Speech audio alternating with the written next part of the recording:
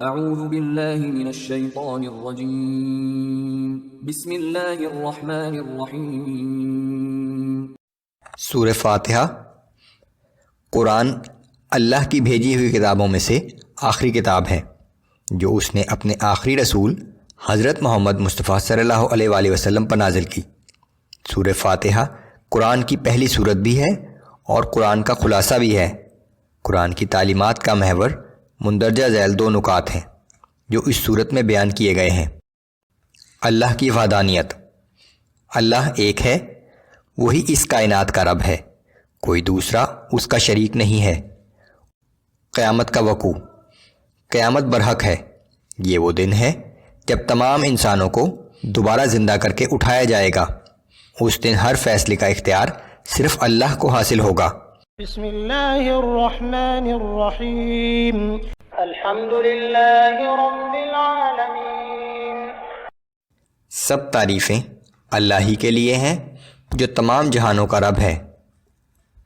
وہ تمام جہانوں کا مالک و آقا، پرورش و نگہبانی کرنے والا اور حاکم و منتظم ہے۔ الرحمن الرحیم، جو نہایت مہربان اور ہر وقت رحم کرنے والا ہے۔ مالک یوم الدین، جو روز جزا کا مالک ہے۔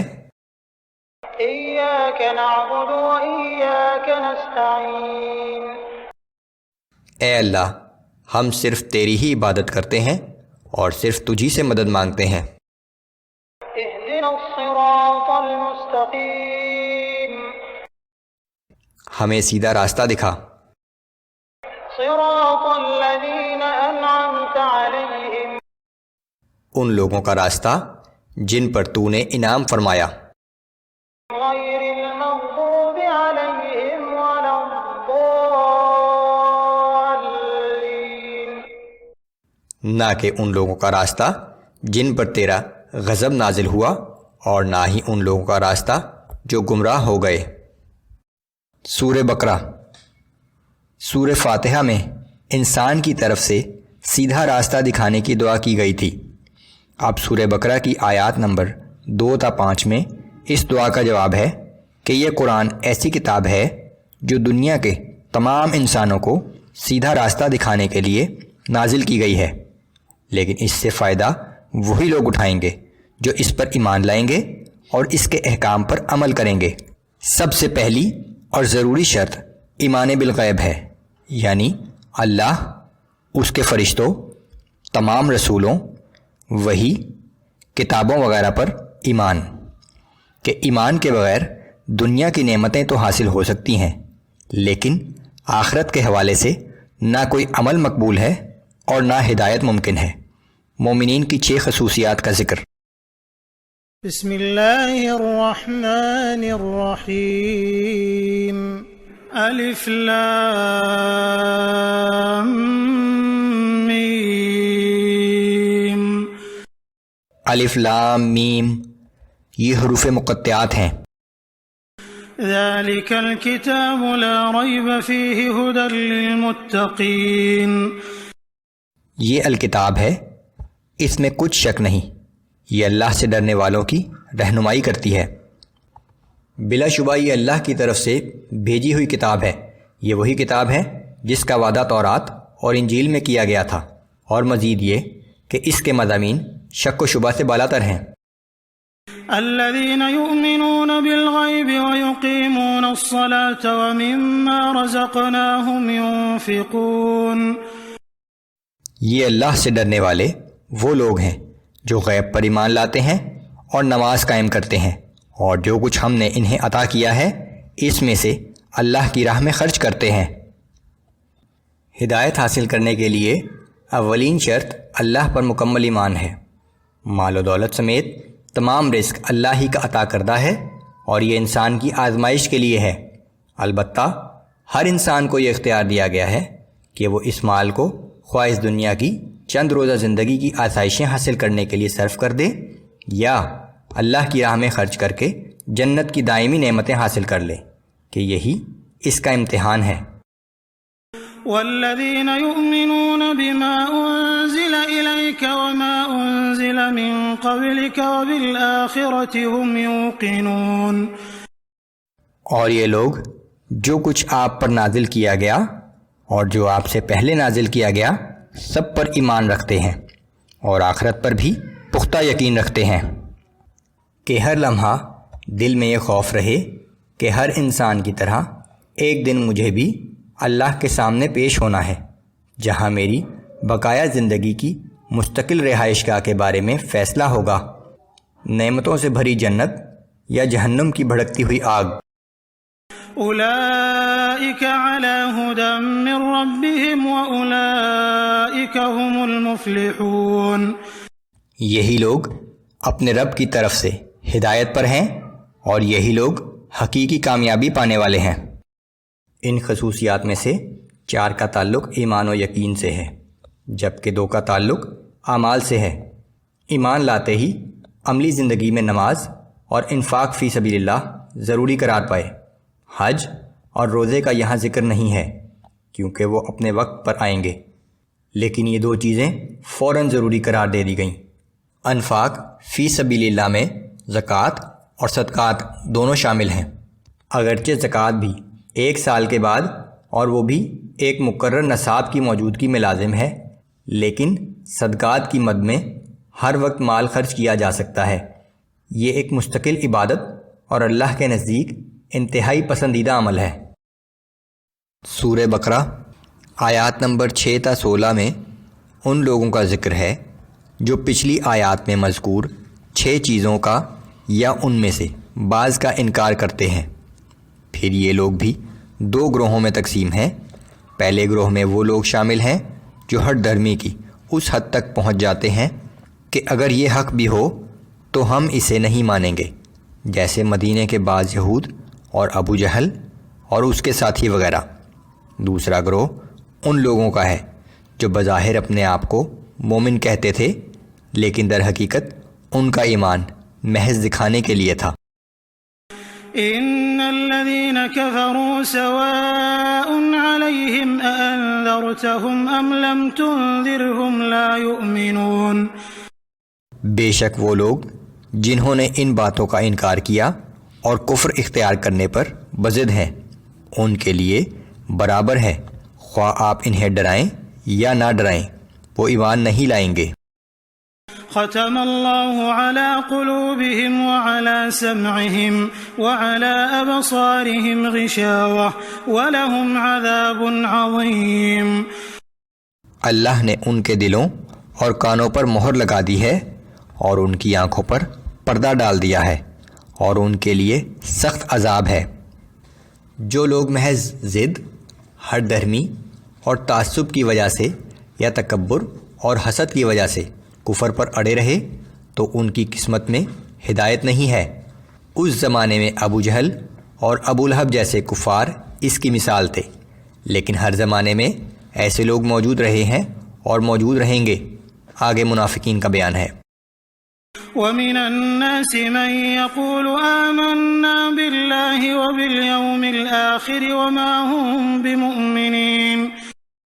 اور لوگوں میں سے بعض وہ بھی ہیں جو زبان سے تو یہی کہتے ہیں کہ ہم بھی اللہ پر اور یوم قیامت پر ایمان لے آئے ہیں، لیکن وہ ہرگز مومن نہیں ہیں۔ يخادعون الله والذين آمنوا وما يخدعون إلا أنفسهم وما يشعرون۔ وہ اللہ کو اور اہل ایمان کو دھوکہ دینا چاہتے ہیں، مگر وہ صرف اپنے آپ ہی کو دھوکہ دے رہے ہیں، لیکن انہیں اس بات کا بھی شعور نہیں ہے۔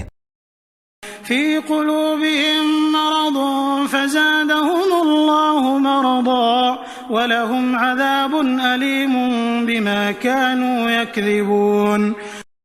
ان کے دلوں میں نفاق کی بیماری ہے، پس اللہ نے ان کے اعمال کی وجہ سے ان کی بیماری کو اور بڑھا دیا، اور ان کے لیے دردناک عذاب ہے کیونکہ وہ جھوٹ بولتے تھے۔ وَإِذَا قِيلَ لَهُمْ لَا تُفْسِدُوا فِي الْأَرْضِ قَالُوا إِنَّمَا نَحْنُ مُصْلِحُونَ۔ اور جب ان سے کہا جاتا ہے کہ زمین میں فساد برپا نہ کرو تو کہتے ہیں کہ ہم تو اصلاح کرنے والے ہیں۔ الا انهم هم المفسدون ولكن لا يشعرون۔ یاد رکھو کہ یہی لوگ حقیقت میں فساد برپا کرنے والے ہیں، مگر انہیں اس بات کا شعور تک نہیں ہے۔ وَإِذَا قِيلَ لَهُمْ آمِنُوا كَمَا آمَنَ النَّاسُ قَالُوا أَنُؤْمِنُ كَمَا آمَنَ السُّفَهَاءُ۔ اور جب ان سے کہا جاتا ہے کہ تم بھی ایمان لے آؤ جیسے سب لوگ ایمان لائے ہیں، تو کہتے ہیں کہ کیا ہم اس طرح ایمان لے آئیں جس طرح یہ بیوقوف لوگ ایمان لائے ہیں۔ جو غریب لوگ رسول اللہ صلی اللہ علیہ وآلہ وسلم پر ایمان لائے تھے، کفار کے سردار انہیں بیوقوف سمجھتے تھے۔ الا انهم هم السفهاء ولكن لا يعلمون۔ آگاہ ہو جاؤ، دراصل یہی لوگ بیوقوف ہیں، لیکن انہیں اپنی بیوقوفی کا بھی علم نہیں ہے۔ وَإِذَا لَقُوا الَّذِينَ آمَنُوا قَالُوا آمَنَّا۔ اور جب یہ منافق لوگ اہل ایمان سے ملتے ہیں تو کہتے ہیں کہ ہم بھی ایمان لے آئے ہیں۔ وَإِذَا خَلَوْا إِلَى شَيَاطِينِهِمْ قَالُوا إِنَّا مَعَكُمْ إِنَّمَا نَحْنُ مُسْتَهْزِئُونَ۔ اور جب اپنے شیطان ساتھیوں سے تنہائی میں ملتے ہیں تو کہتے ہیں کہ بلا شبہ ہم تمہارے ساتھ ہیں، ہم تو مسلمانوں کے ساتھ مذاق کر رہے تھے۔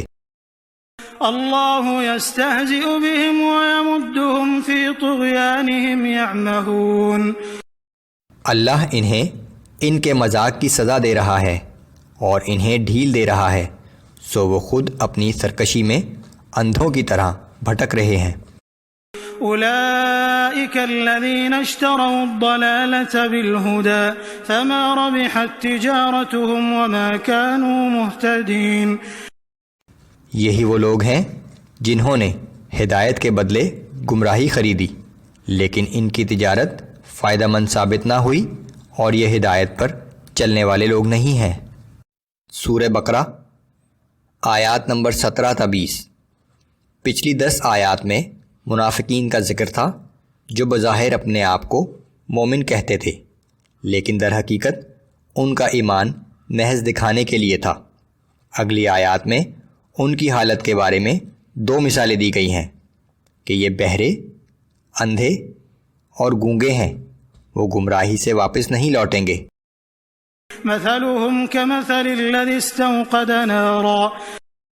ان کی مثال ایسے شخص کی مانند ہے جس نے تاریکی میں آگ جلائی۔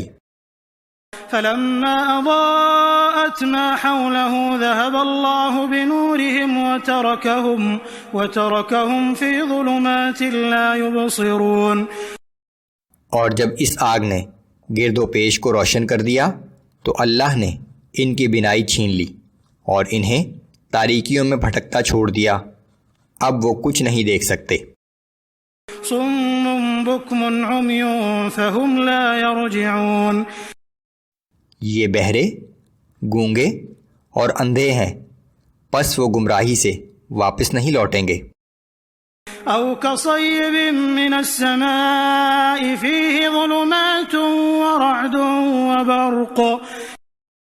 یا ان منافقوں کی مثال یہ ہے کہ ان کے ارد گرد آسمان سے بارش برس رہی ہے جس میں اندھیرا ہے اور کڑک اور چمک بھی ہے۔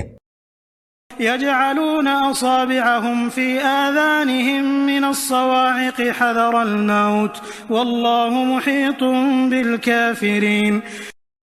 تو وہ کڑک کے باعث موت کے ڈر سے اپنے کانوں میں انگلیاں ٹھونس لیتے ہیں، لیکن اللہ نے کافروں کو ہر طرف سے گھیرا ہوا ہے۔ يكاد البرق يخطف أبصارهم۔ یوں لگتا ہے کہ بجلی ان کی بینائی زائل کر دے گی۔ كلما أضاء لهم مشوا فيه وإذا أظلم عليهم قاموا۔ جب بھی بجلی کی وجہ سے ان کے لیے کچھ روشنی ہوتی ہے تو اس میں چلنے لگتے ہیں، اور جب ان پر اندھیرا چھا جاتا ہے تو کھڑے ہو جاتے ہیں۔